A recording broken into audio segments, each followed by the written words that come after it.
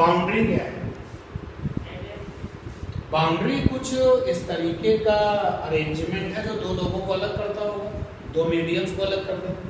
जैसे मैंने एक लाइन बना दी है देखो, और इस लाइन को बनाने के बाद हमने यहाँ पर लिख दिया एयर, वहां लिख दिया ग्लास, तो हमारी ये लाइन क्या बन गई?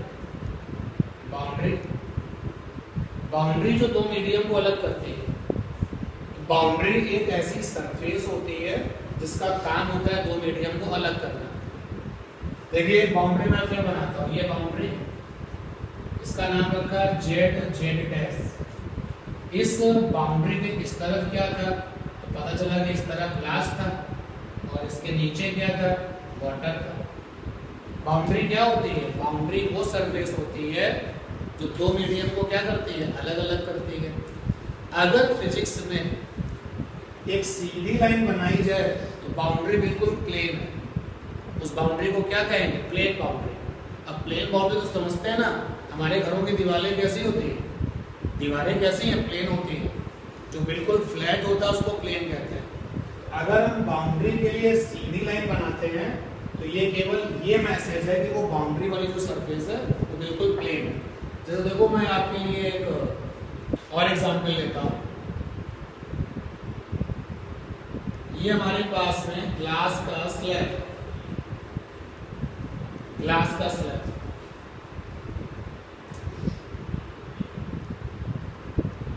बहुत आसानी से अवेलेबल हो जाएगा। ये ग्लास का स्लैब,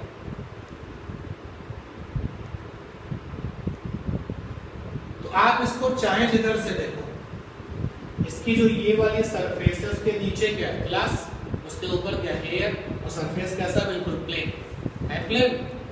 चाहे आप इसको इधर से देखो, इसके इस तरफ क्या है? ग्लास, उस तरफ क्या है? एयर, और सरफेस कैसा है? प्लेन। चाहे इसको सामने से देखो तो इधर क्या है? एयर, उसके पीछे क्या है? ग्लास।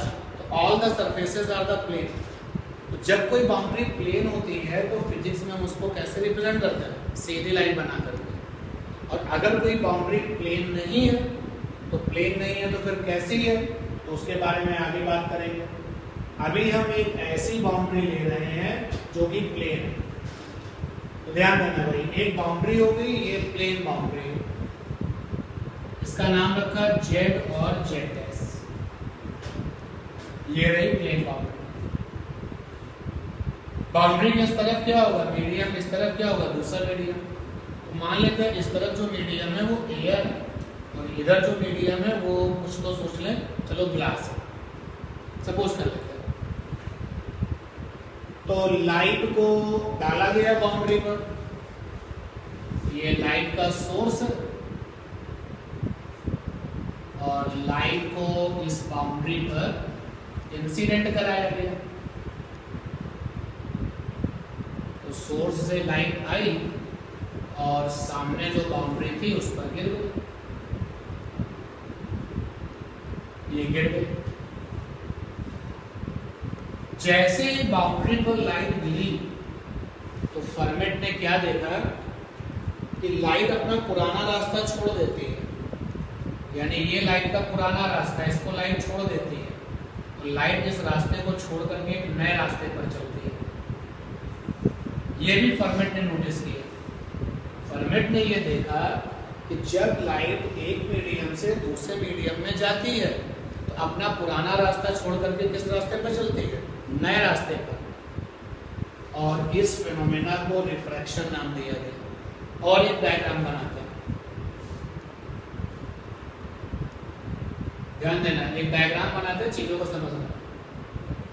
यहां पर मैंने सोर्स को फिट किया हुआ, लाइट का सोर्स, पूरा का पूरा बर्तन खाली है।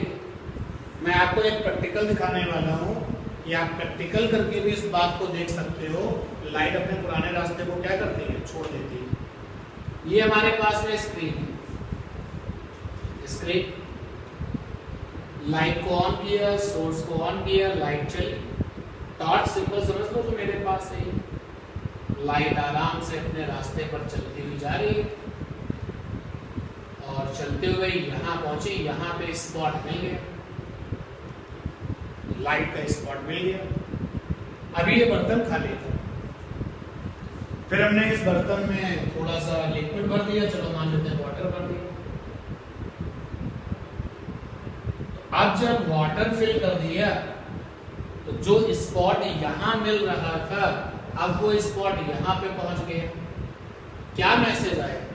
मैसेज ये आ रहा है कि जैसे ही लाइट वाटर से बाहर आई है, उसने अपने पुराना रास्ते को क्या कर दिया?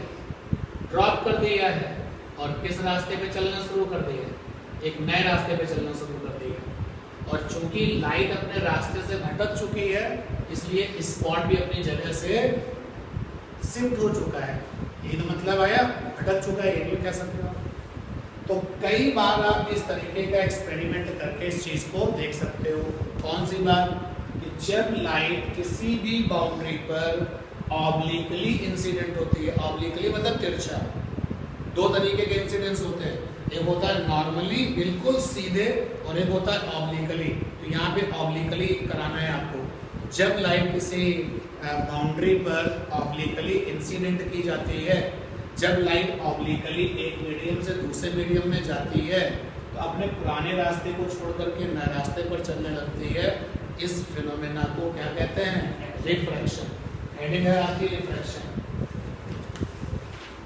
हेडिंग है refraction.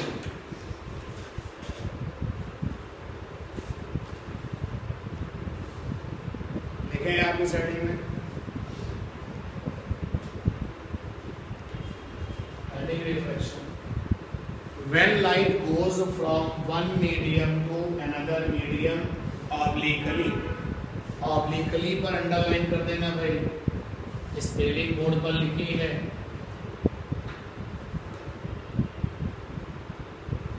When light goes from one medium to another medium obliquely, when light goes from one medium to another medium obliquely, then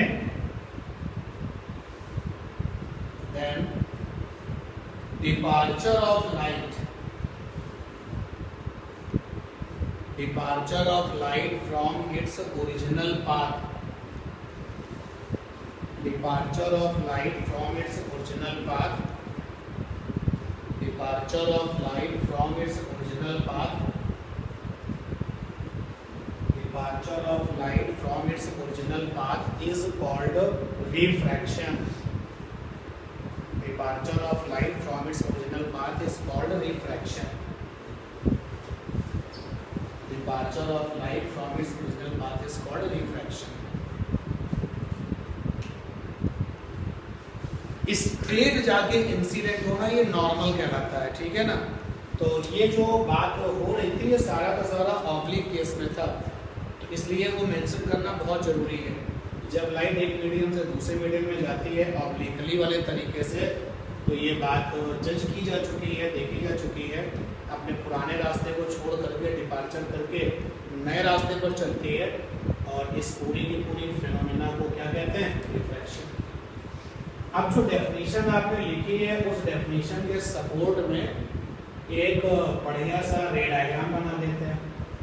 देखो रे डायग्राम कैसे बनाएंगे, ध्यान देना। अभी जो बाउंड्री है वो प्लेन है, ध्यान देना है, जेड और जेड डैश। तो जेड और जेड डैश कैसी boundary? Plane boundary. Plane boundary ऐसी सरफेस होती है जो कि दो मीडियम को अलग करती है। Stop writing. ये मैंने पहले प्लेन बाउंड्री बना ली। अब मुझे इस पर लाइट को डालना है ऑब्लिकली। ये लाइट आई ऑब्लिकली गिर गई, कमिंग फ्रॉम द सोर्स, और इसका नाम है ILR। फुल फॉर्म क्या है? इंसिडेंट लाइट रे। इंसिडेंट लाइट रे। और जो हमने इंट्रोडक्टरी रिफ्लेक्शन पढ़ा था, इंट्रोडक्टरी जो रिफ्लेक्शन पढ़ा था, ध्यान देना। तो इंट्रोडक्टरी रिफ्लेक्शन में कुछ बेसिक बातें जानी थी। इंट्रोडक्टरी रिफ्लेक्शन में हमने पढ़ा था कि इंसिडेंट के जस्ट बाद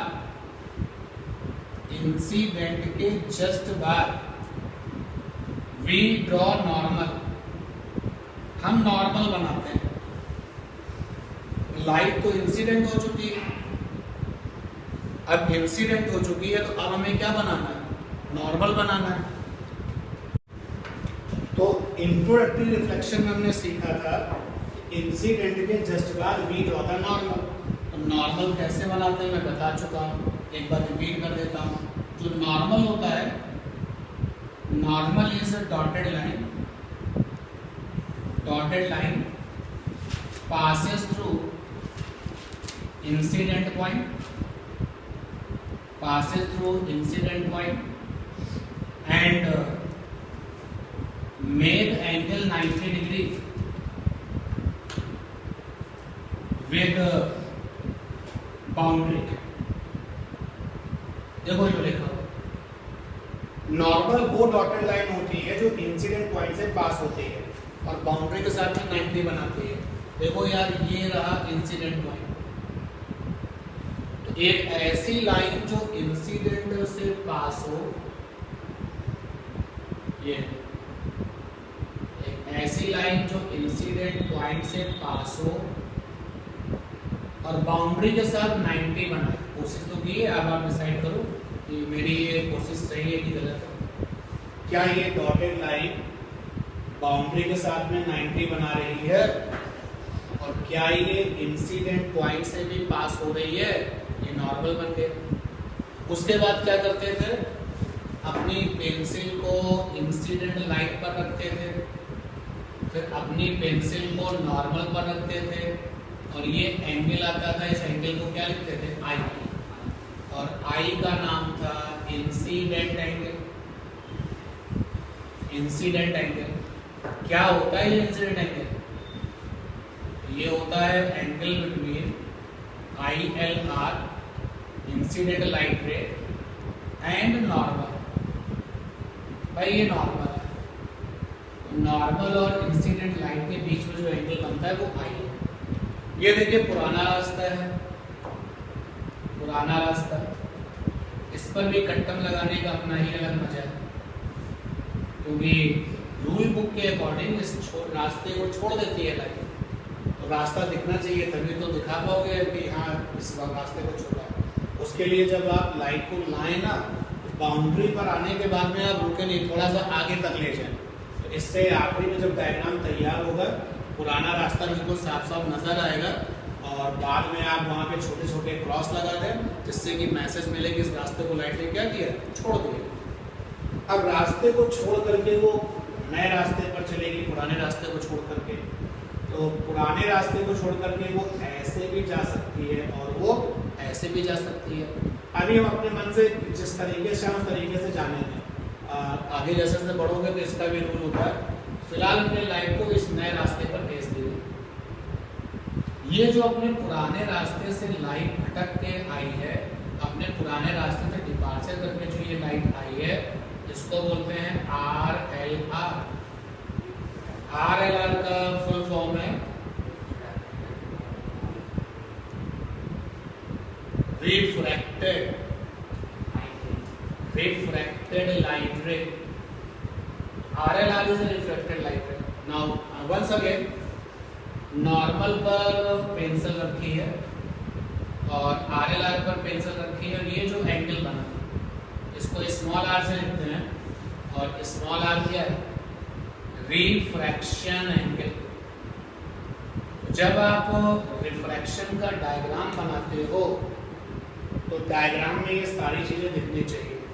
साइड में ये जो हम लिख रहे हैं वो आपके लिए लिख रहे हैं, आपको आपके साथ डिस्कशन हो रहा है और लगातार हम प्रोसेस में उसको लिखते हुए आगे बढ़ रहे हैं।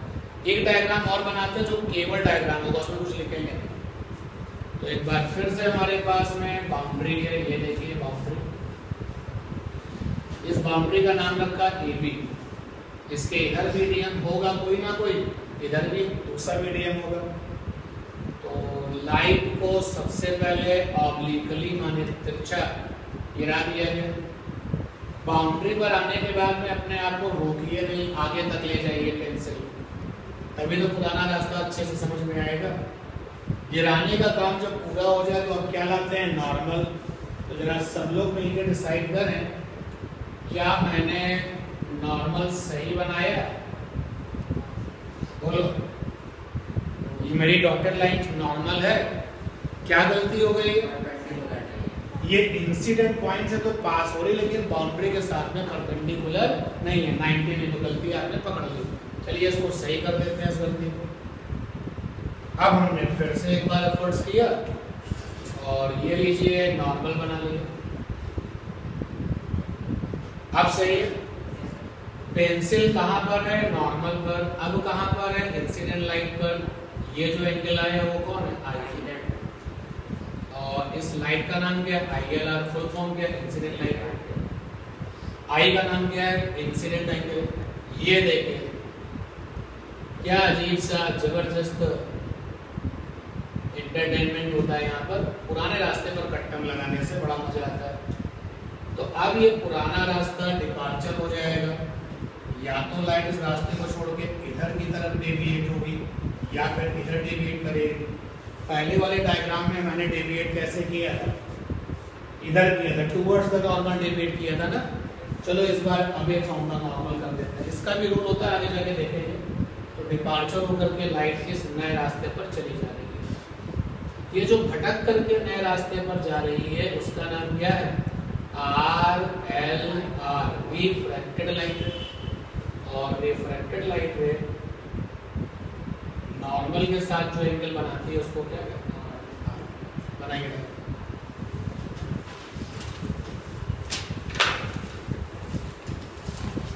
सिंह साहब।